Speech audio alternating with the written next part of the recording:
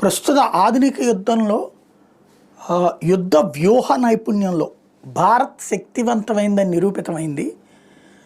పాకిస్తాన్ భారత్ల మధ్య జరిగిన ఆపరేషన్ సింధూర్ వార్లో చూసుకున్నప్పుడు భారత్ తను నిర్దేశించుకున్న లక్ష్యాలు, అది ఉగ్రవాద శిబిరాలు ధ్వంసం చేయగలిగింది.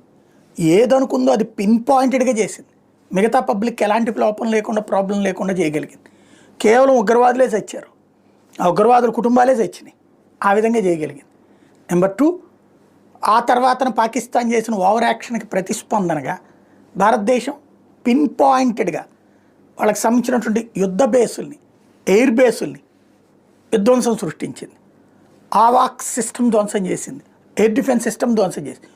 పిన్ పాయింటెడ్ యాక్యురసీ, ఏ ఒక్కటి తేడా లేకుండా కొట్టగలిగింది.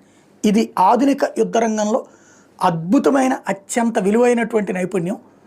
చైనా